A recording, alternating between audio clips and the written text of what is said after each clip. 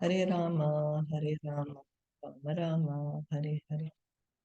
We continue reading from Srimad Bhagavatam.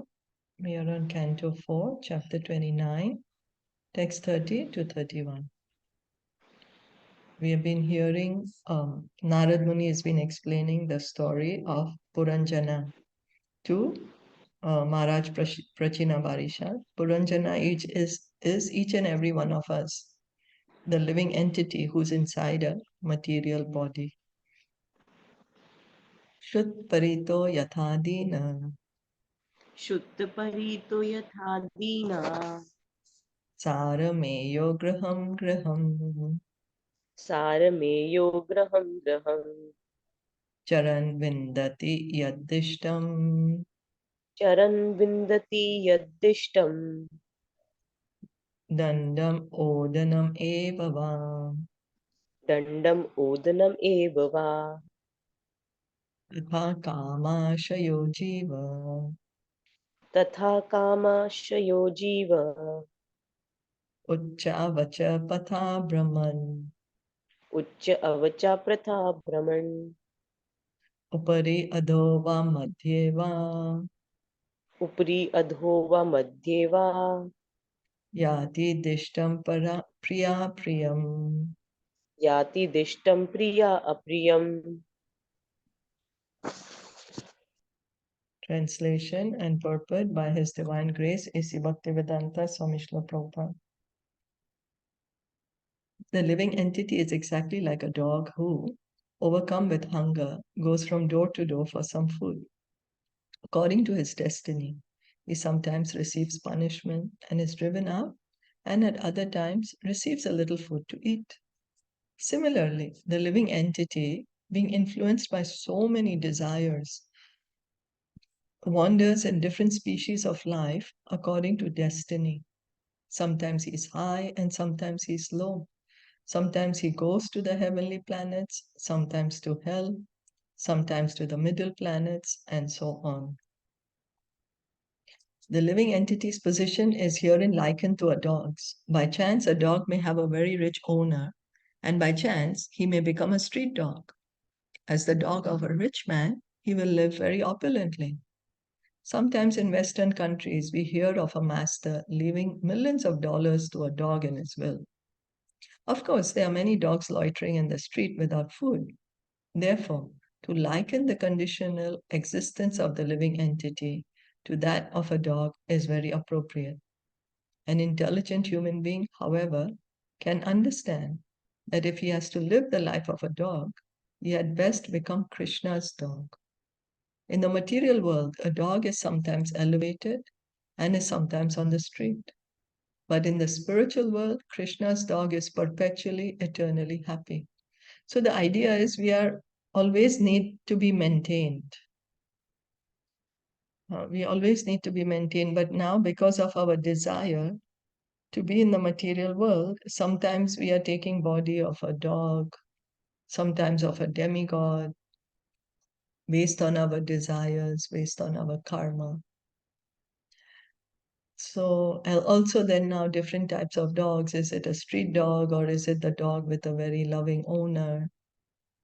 So Prabhupada is putting the proposal, well, if we have to become a dog, then why not to become a dog of Krishna? Because and live eternally happy. The idea is that we are not independent. We are trying to be independent. We want to imitate God. We want to become God. And that's why we are here in the material world. So we are here in the material world to help us give up this rebellious idea and to help us realize our real position in relation to God, our real relationship in relation to God. Srila Bhaktivinoda Thakur has therefore sung Vaishnav Thakur, Tumara Kukura, Baliya Jana Hamore. In this way, Bhaktivinoda Thakur offers to become a Vaishnava's dog. A dog always keeps himself at his master's door and does not allow any person unfavorable to the master to enter. Similarly, one should engage in the service of a Vaishnava and try to please him in every respect. Unless one does so, he does not make spiritual advancement. So serving the devotee. Krishna is very pleased when we can serve the devotee.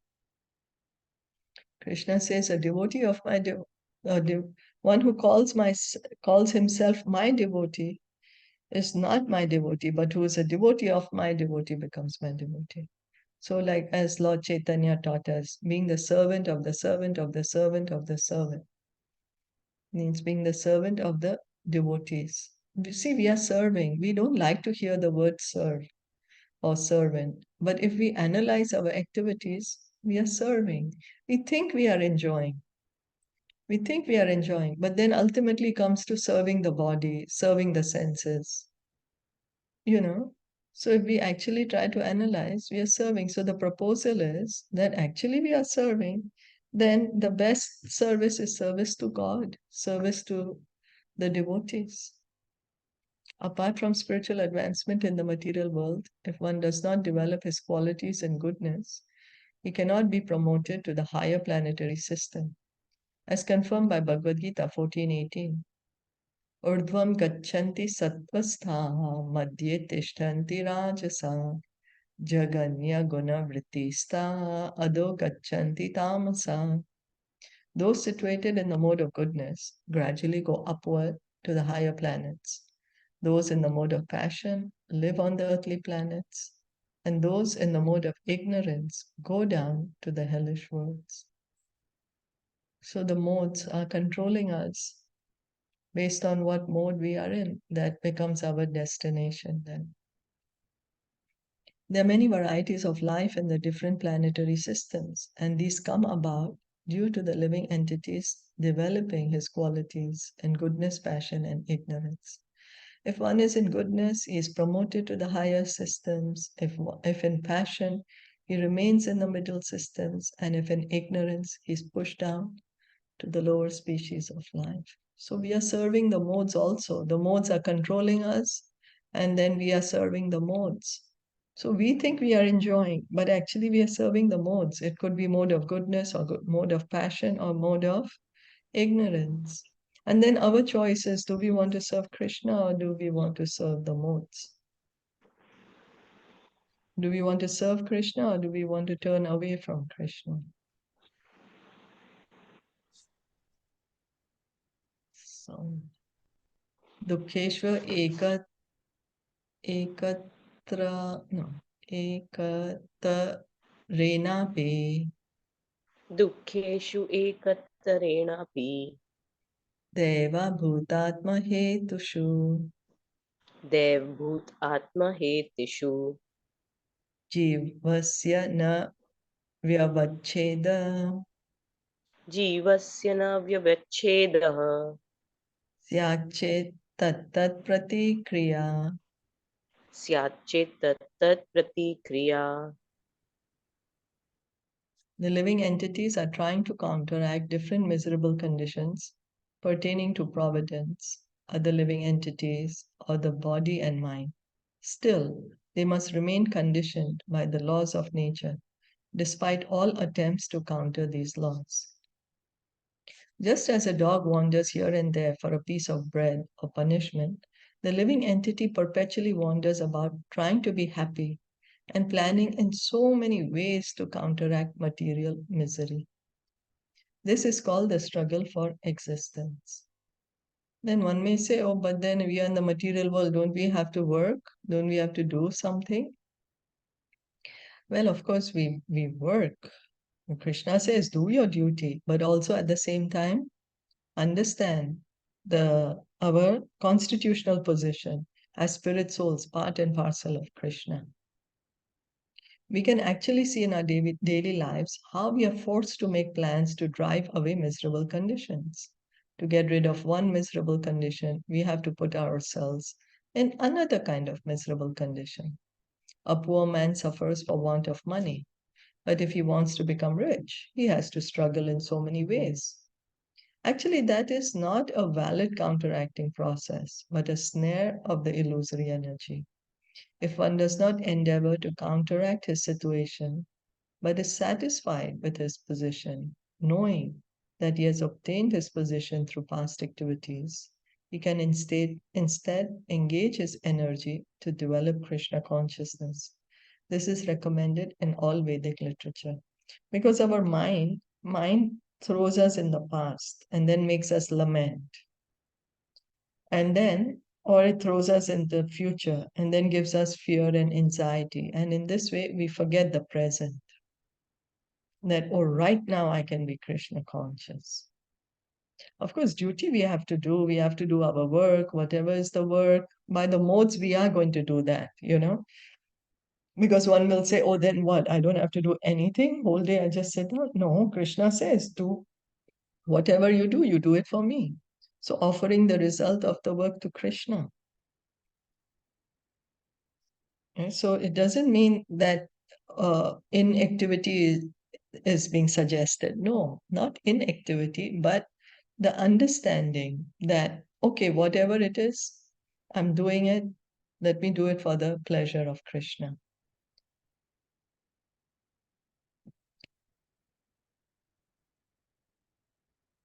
Tasyeva heto prayate tako vido na labhyate yad brahmatam uparyada talabhyate dukkavad antya sukham kalena sarvatra gabhira rampasa.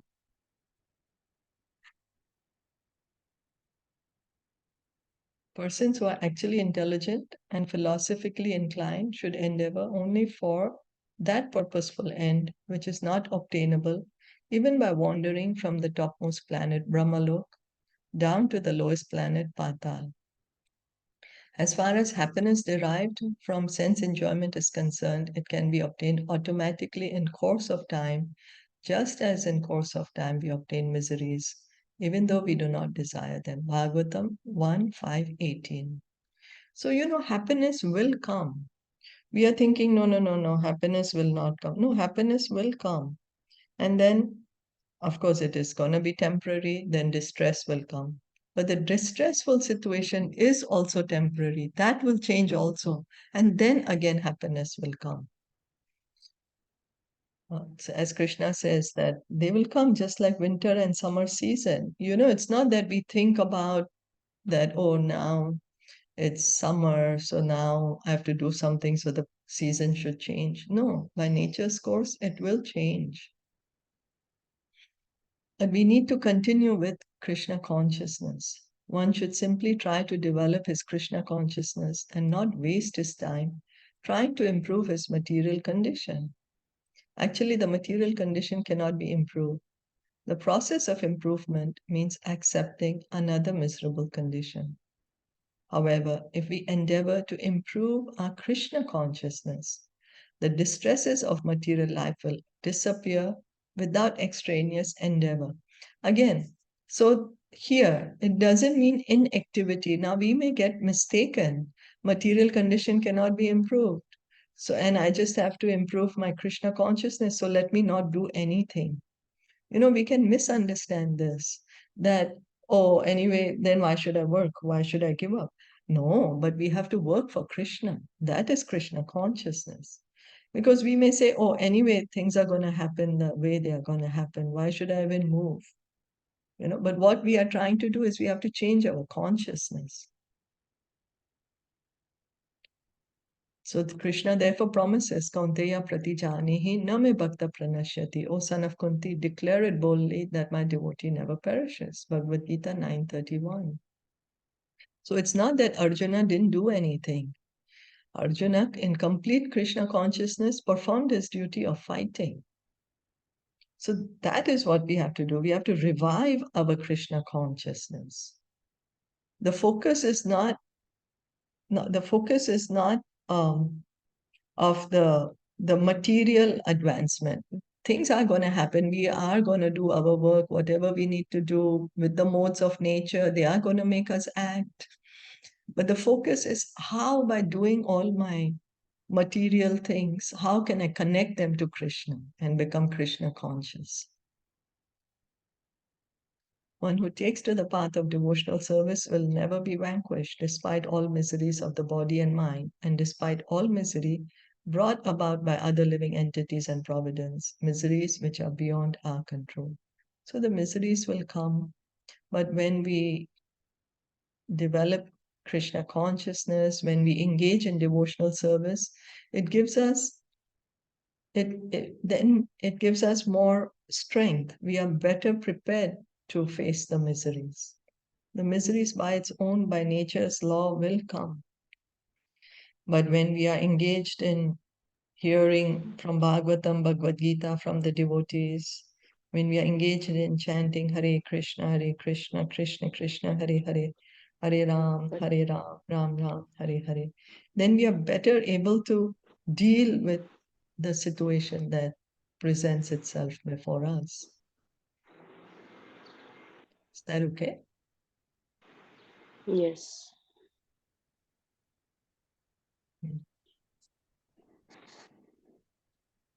Yatha hi purusho bharam Yatha hi purusho bharam shirasa gurum udvahan shirasa guru udvahan tam skandhena sa adhate tam skandena sa adhate tatha sarva pratikriya.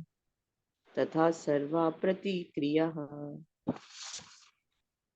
A man may carry a burden on his head, and when he feels it to be too heavy, he sometimes gives relief to his head by putting the burden on his shoulder.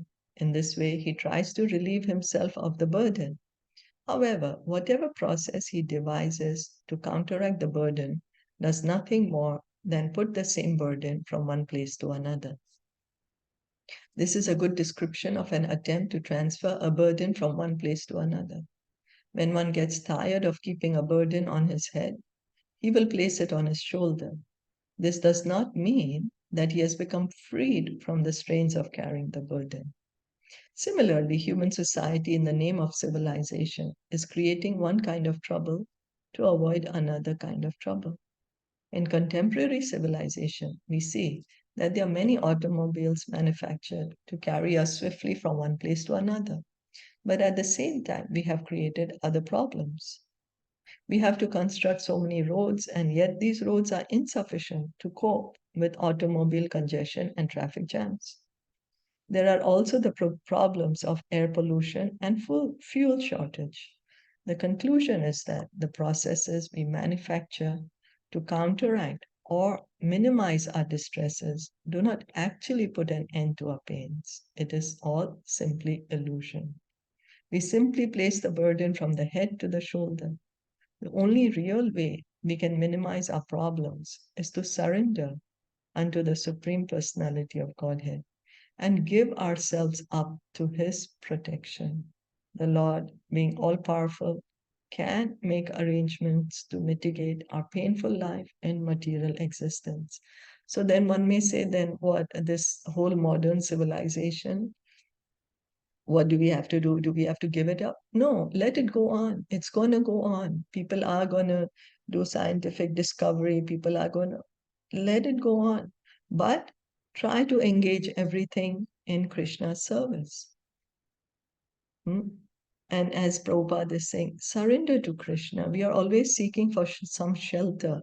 This one will protect me, or this thing will protect me. But as Prabhupada keeps repeating in Bhagavatam, we are depending on society, friendship, and love, but our real friend is Krishna. And so we need to take shelter of him. So then does it mean that we abandon society, friendship, and love? No. We understand everything in relation to Krishna as part of Krishna. So it's not artificial renunciation, because after hearing, then one may say, oh, I'm going to artificially renounce. But artificial renunciation will not get us anywhere. So rather, seeing everything in relation to Krishna. So surrender to Krishna begins by chanting Hare Krishna, Krishna Krishna, Hare Hare, Hare Ram, Ram Ram, Hare Hare. Lord Chaitanya also put forward this proposal that We don't need to change our position. Wherever we are, we simply hear and chant. Whatever position we are in, simply hear and chant, calling out to Krishna for his grace. Nekantata pratikara. nekantata pratikara Karma, karmanam karma kevalam. karmanam karma kevalam Vayam hi avidyopashtram.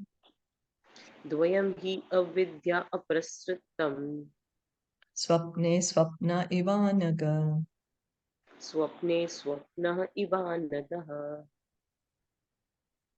Narad continued, O you who are free from all sinful activity, no one can counteract the effects of fruitive activity simply by manufacturing a different activity devoid of Krishna consciousness. All such activity is due to our ignorance. When we have a troublesome dream, we cannot relieve it with a troublesome hallucination. One can counteract a dream only by awaking. Similarly, our material existence is due to our ignorance and illusion. Unless we awaken to Krishna consciousness, we cannot be relieved of such dreams. For the ultimate solution to all problems, we must awaken to Krishna consciousness. So, till the time we don't awaken our Krishna consciousness, we are just moving the burden, one burden to from the head to the shoulder, shoulder to the head. You know, we are being in this miserable world. And how we can get up from this nightmare? We need to awaken our Krishna consciousness. Why? Because we don't need to go through all this happiness, distress, all the heat and cold. We are the spirit souls. We are always blissful. Always. But right now, because we are thinking we are the body, that's why we are in this nightmare. Then how can we get rid of the nightmare? By Krishna consciousness. That's our original consciousness. I'm not this body, I'm a spirit soul. I'm a part and parcel of Krishna.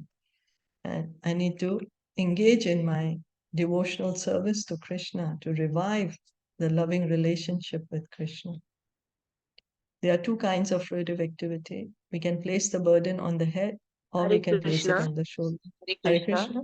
So Yeah. this means that there are so many things that are bothering us in life and we are thinking about them. But when we take to Krishna consciousness, then those things doesn't bother us. They are We may there, be, but that doesn't bother us.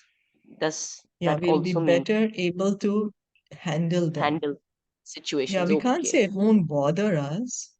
Okay. Like suppose we have a pain, it's surely Mm-hmm. gonna bother, because we can't Mm-hmm. switch our mind off to the pain. Mm. But, well, we may be able to better handle the situation and ourselves. Okay.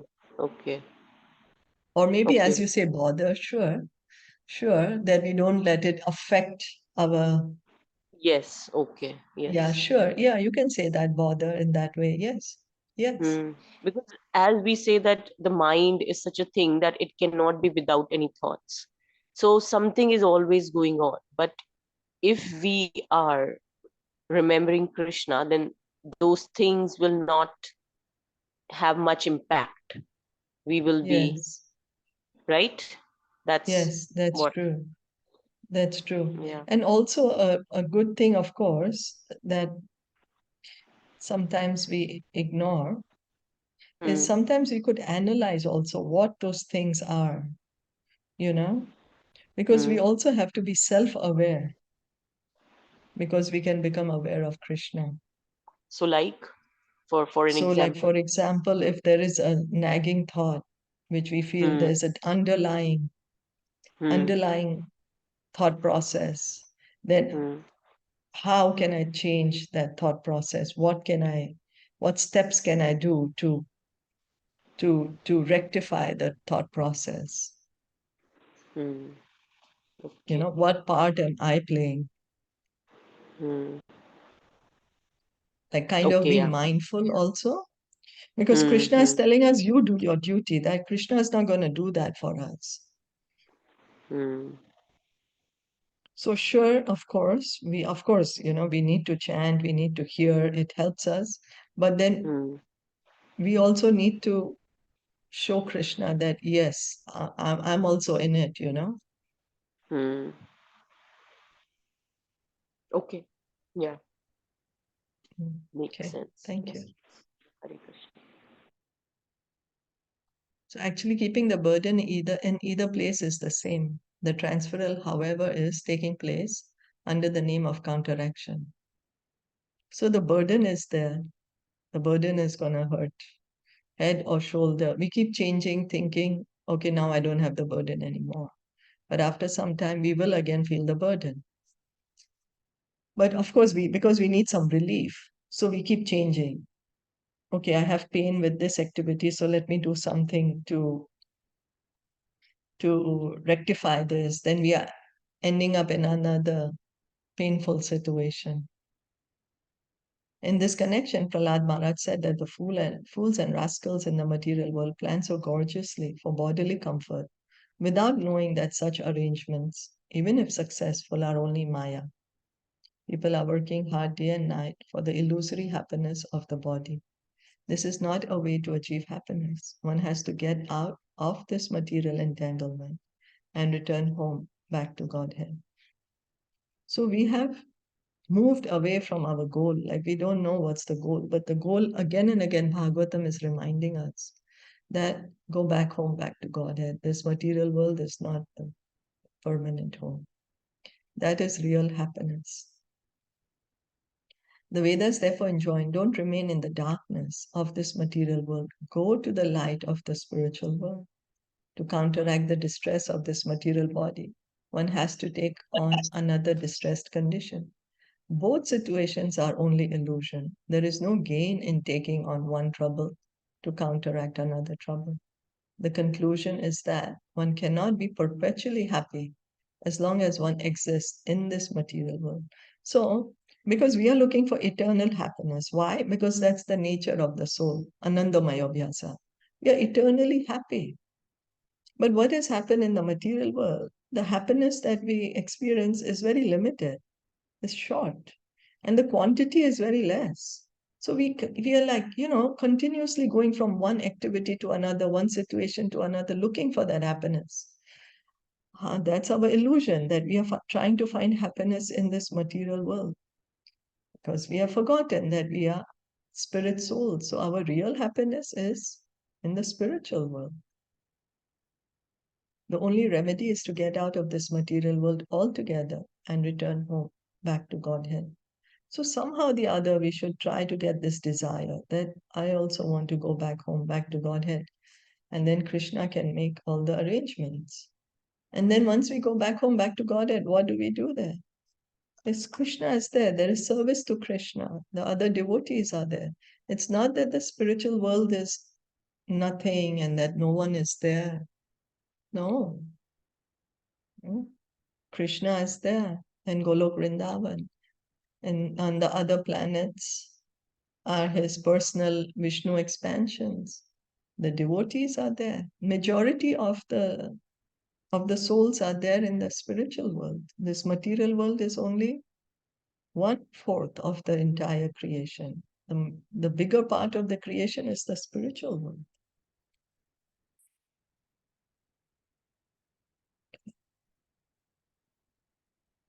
Arte hi avidyamanepi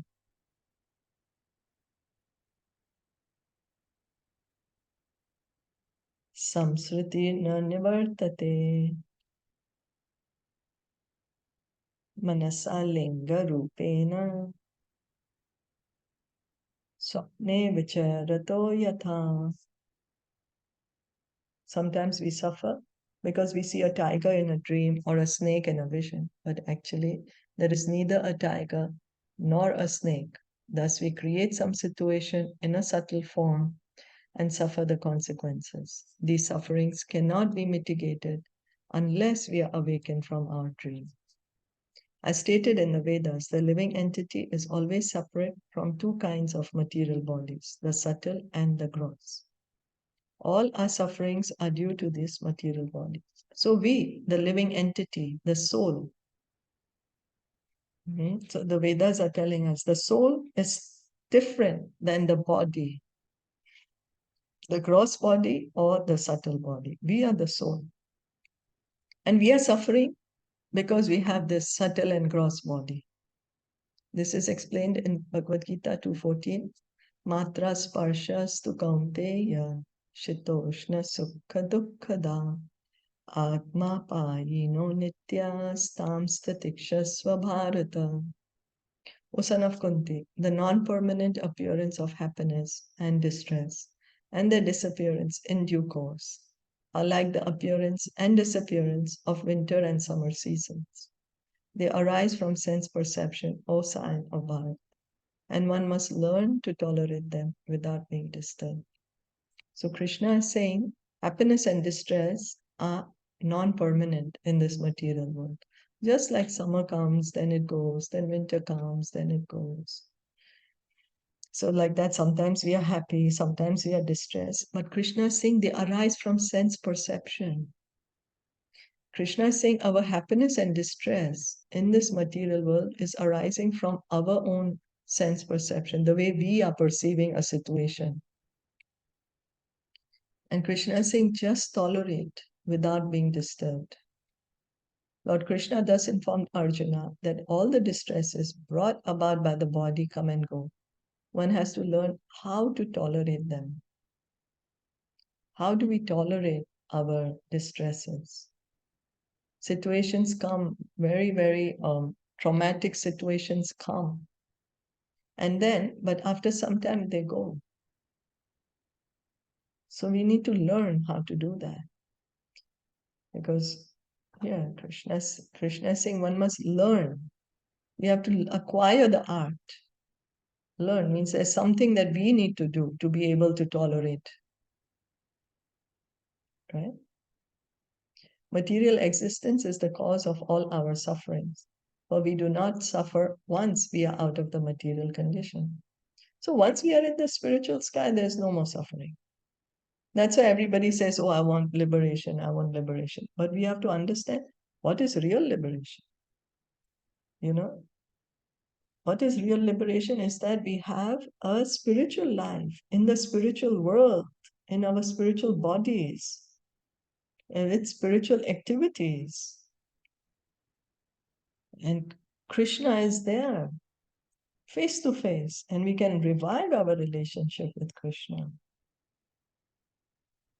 The Vedas therefore enjoin that one should factually understand that he's not material, but is actually Brahman, Aham Brahmasmi. So that's what knowledge is. To understand, not in theory, but to actually understand, realize that Aham Brahmasmi, I am spirit soul. This understanding cannot be fully realized unless one is engaged in Brahman activities, namely devotional service. So we have to realize that Aham Brahmasmi, I am spirit soul, I'm not the body. Now, how can we realize this? How? By engaging in devotional service. By engaging in devotional service, one can actually come to understand, oh, I am not the body, I'm spirit soul. To get free from the material conditions, one has to take to Krishna consciousness. That is the only remedy. So that is liberation. No, once one has realized, oh, I'm not the body, I'm the soul, that is liberation. So how we can get this liberation? Engage in devotional service. The goal of devotional service is not liberation. The goal of devotional service is to revive our relationship with Krishna. It is already liberation when one is engaging in pure devotional service. Pure devotional service begins from the liberated platform, means the devotee is already liberated. And he wants to revive his love for Krishna, his loving relationship with Krishna.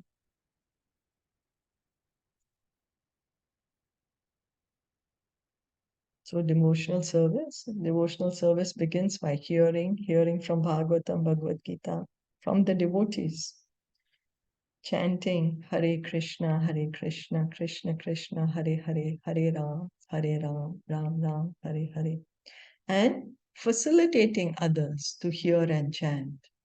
Lord Chaitanya says, Yare dekha tare kaha Krishna Upadesh. So we hear and chant and we encourage others. We don't force. We can't force anyone to hear and chant. But whoever is willing to take up the process, we speak to them about Krishna. Whoever is willing to hear about Krishna, we speak to them about Krishna. Athatmano ritha bhutasya yato nartha paramparam samsritistad pyavachedo bhaktya paramaya guru Vasudeve Bhagavati Bhakti Yoga Samahita Sadrichinena Vairagyam Jnanam Cha Jana Ishyati. The real interest of the living entity is to get out of the nescience that causes him to endure repeated birth and death. The only remedy is to surrender unto the Supreme Personality of Godhead through his representative. Unless one renders devotional service unto the Supreme Personality of Godhead, Vasudev, one cannot possibly become completely detached from this material world, nor can he possibly manifest real knowledge. This is the way to become detached from the artificial material condition. So why artificial? Because we should not be inside a material body in the first place. We are spirit souls, so we should have spiritual bodies. So the only remedy is to take to Krishna consciousness and constantly engage in the devotional service of Lord Vasudeva, the Supreme Personality of Godhead. So constantly engaging in devotional service. Everyone is trying to be happy, and the process adopted to achieve that happiness is called self-interest. Unfortunately, the conditioned soul, hovering within this material world, does not know that his ultimate goal of self-interest is Vasudeva. We all want to be happy. Each of us wants to be happy. And what is that process? It's called self-interest. But now we don't even know what is our real self-interest. We don't understand. Our self-interest actually is to revive our love for Krishna. Samsriti or material existence begins with the illusion, bodily conception of life. And on the basis of this conception, there ensues a series of unwanted things, anarthas. So material life means thinking, I am the body. That is material life. Now, because we are thinking, I am the body, we have a lot of unwanted things, unwanted desires. And these are called anarthas. These unwanted things are actually mental desires for various types of sense gratification. In this way, one accepts different types of bodies within this material world. So, our mind keeps saying, oh, maybe I'll do this, I'll be happy, I'll do this, I'll be happy, I'll do this. So the mind keeps on creating more and more desires. And the soul also goes along with it. We are living this body, we are, as we heard, that we have given the proxy to the mind, and then whatever the mind is telling us, we are doing it. Instead, we need to control the mind with our intelligence, understanding I'm spirit soul. So in this way, one accepts different types of bodies within the material world. One first has to control the mind so that the desires of the mind can be purified. So control of the mind, we sometimes don't even know what we are thinking of. What is our desire? Like what's happening in there? So control the mind so that the desires can be purified. This process is described in the Nārada Pañcharatra as Sarvopadi Vinirmuktam Tat Paratvena Nirmalam. Unless one purifies his mind, there is no question of getting free from the material condition. As stated in Srimad Bhagavatam 176, Anartho Ashamam Sakshat Bhakti Yogam Adhokshaje Lokasya Janato Vidvams Chakre Satvata Samhita. The material desires of the living entity, which are superfluous to him, can be directly mitigated by the linking process of devotional service. So the misery that we are going through actually is superfluous. Why? Because the soul is always happy. The nature of the soul is always happy. But now, because we are thinking we are the body, that's why we are suffering. Now, how we can get out of this suffering? Engage in devotional service. But the mass of people do not know this, and therefore the learned Vyasadeva compiled this Vedic literature, which is in relation to the supreme truth. So this is Bhagavatam 176. So Vyasadeva has compiled Srimad Bhagavatam for us, that by hearing Bhagavatam, by studying Bhagavatam, by following Bhagavatam, we can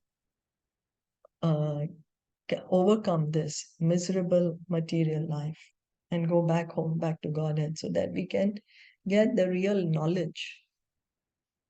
Anarthas, unwanted things, come down from one bodily life to another. To get out of this entanglement, one has to take to the devotional service of Lord Vasudeva, Krishna, the Supreme Personality of Godhead. The word Guru is significant in this connection. The word Guru may be translated as heavy or the Supreme. In other words, the Guru is the spiritual master. So here Bhagavatam Nārada Muni is saying, engaging in devotional service to Krishna by taking shelter of the Guru, because we have to surrender to Krishna. But we need to learn how to surrender. Because, for example, again, like if we have to become a doctor, we have to get the training. We have to study with the teachers. They go to a proper university, get trained, then we can become doctor. So similarly, if we want to actually realize ourselves as spirit souls, part and parcel of God, then we need to get training. We need to search out an institution which is giving this training, and they get training under a bona fide spiritual master. Shri Rishabdev advised his sons, Guru na sasya namochayat iya samupeta mrityum. One should not take up the post of spiritual master unless he is able to lead his disciple from the cycle of birth and death. So Rishabdev, Lord Rishabdev, he is one of the incarnations of Krishna, the Shaktivish. We're going to read about him in the next canto coming up, 5th canto. So he is instructing his sons that about a guru, that one should not become a guru unless he is able to take his disciples out of this material world. A guru means one who can take one out of this material world, finish completely the cycle of birth and death.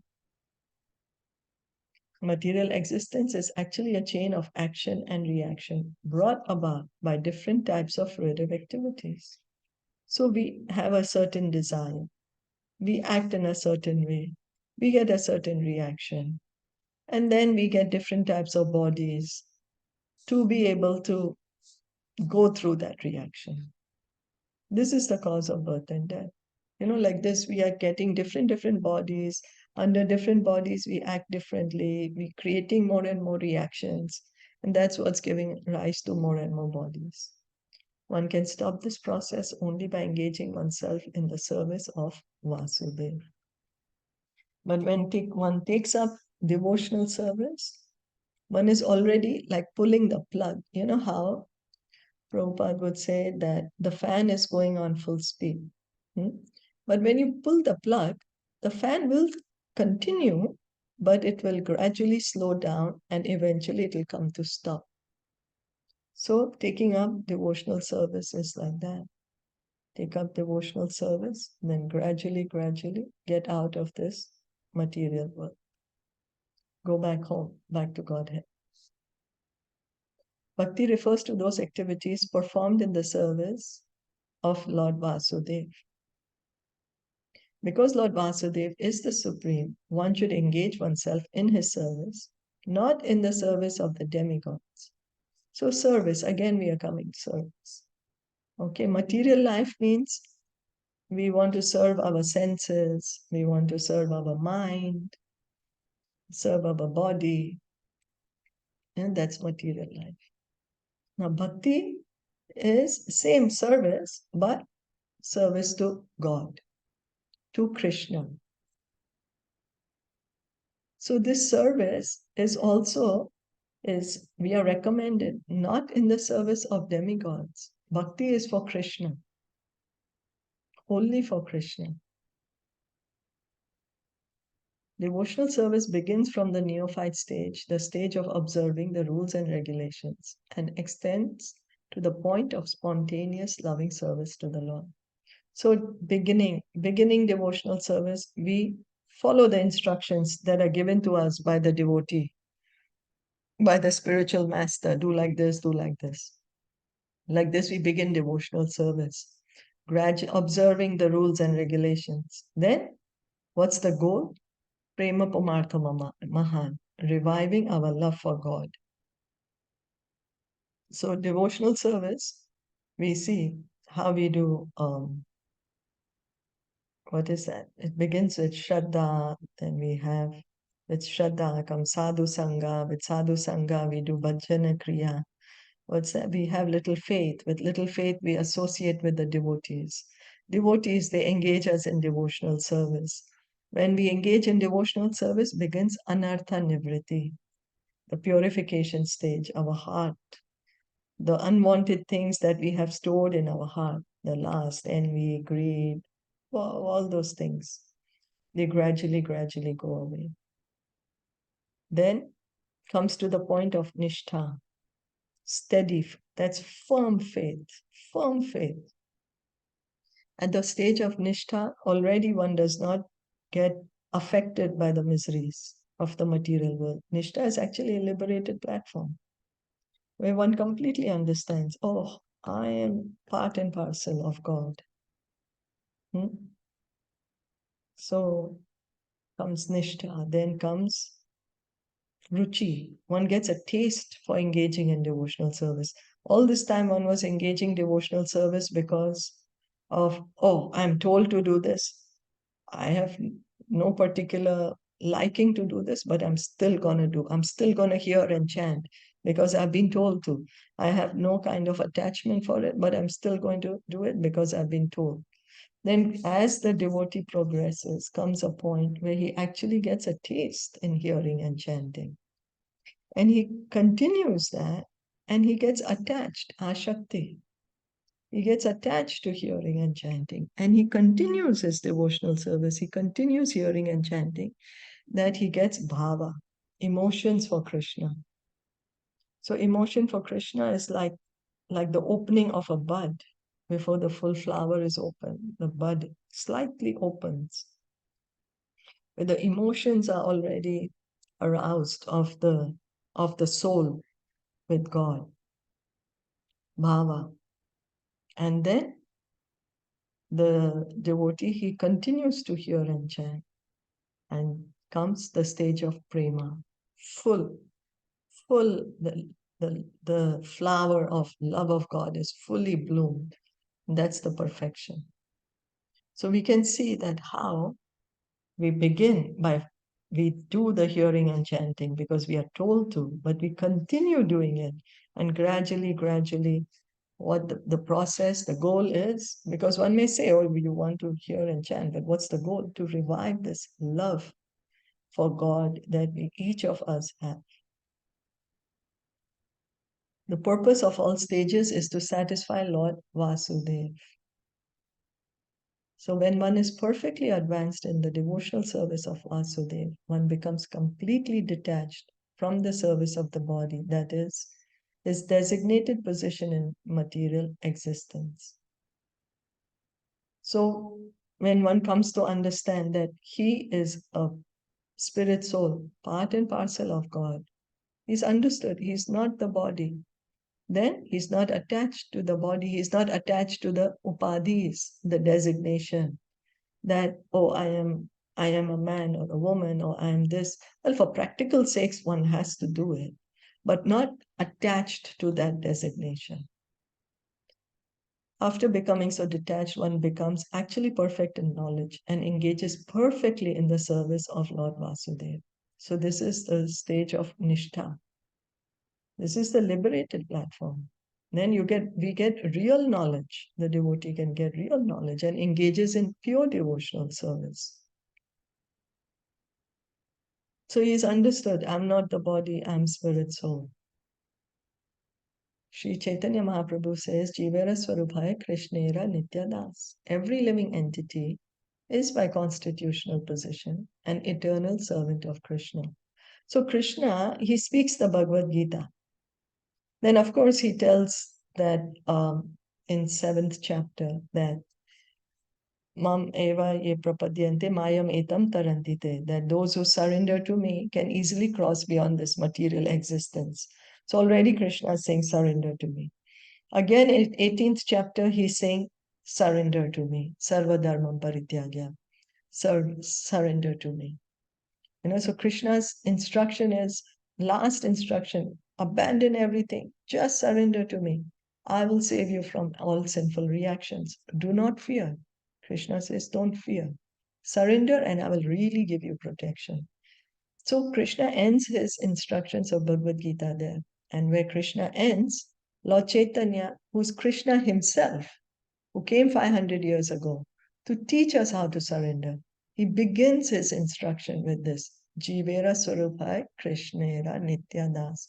Lord Chaitanya begins his instructions that every living entity has to surrender to Krishna because every living entity is an eternal servant of Krishna. When we are saying living entity, means the soul, every soul by constitutional position. That's the real position of every soul. Every soul is originally an eternal servant of Krishna. As soon as one engages in the service of Lord Vasudeva, he attains his normal constitutional position. This position is called the liberated stage. So when one is understood, he becomes actually imperfect. No? By engaging in devotional service, gradually, the upadhis go away. One actually gets the real knowledge. Oh, I have this. I'm a servant of Krishna. He perfectly engages in service of Krishna. Then, as one engages in service of Lord Vasudeva, he attains his normal constitutional position. So this is the constitutional position of the soul. It's the soul, not the body. The living entity is the soul. And this is the stage of liberation. At this point, the soul is liberated. He's completely understood. Oh, I'm a soul. I'm servant of Krishna. Muktir hitva yatha rupam swarupena vyavasthiti. In the liberated stage, one is situated in his original Krishna conscious position. He gives up all engagements in the service of matter, engagements concocted under the names of social service, national service, community service, dog service, automobile service, and so many other services conducted under the illusion of I and mine. So the devotee may continue to do all the activities, but his intention is, this is for the pleasure of Krishna. It's not that the devotee does not do any activity. He continues doing his activities, but his activities are to please Krishna. Earlier, his activities were, oh, I'm doing this because under this ism or that ism or that ism. So all that isms go away. Then the soul understands, I am eternal servant of Krishna. So he does all the activities for the pleasure of Krishna. So, for example, he may be in a position where he's serving the nation. So he will continue to serve the nation, but for the pleasure of Krishna. He does not abruptly give up his position. No artificial renunciation, but whatever position he is doing his duties for the pleasure of Krishna. So it's explained in the 2nd chapter of the 1st canto, Vasudeve Bhagavati Bhakti Yoga Prayojita Janati Ashu Vairagyam Jnanam Cha Yad Ahaitukam. By rendering devotional service unto the personality of Godhead Sri Krishna, one immediately acquires causeless knowledge and detachment from the world. Bhagavatam 1-7. Thus, one must engage in the service of Vasudeva without material desire, mental speculation, or further activity. So Bhagavatam is saying, if we want knowledge, if we want to get detachment from the world, engage in devotional service to Krishna. By engaging in devotional service to Krishna, automatically the knowledge will be revealed. The knowledge will be revealed to us. Krishna is, after all, the Paramatma in our heart. And when we get that knowledge, then automatically one will be detached from the world, because understanding, oh, I'm not the body, I'm the spirit soul. So then automatically the detachment will come. So if we artificially try to get detachment or artificially try to get knowledge without rendering devotional service, there are limitations to that knowledge. There will be limitation to that detachment. But if we want complete knowledge, complete detachment, by engaging in devotional service, we can get that. So devotional service begins by hearing from the devotees from Bhagavatam, Bhagavad Gita, and chanting Hare Krishna, Krishna Krishna, Hare Hare, Hare Ram, Ram Ram, Hare Hare. Are there any questions or comments?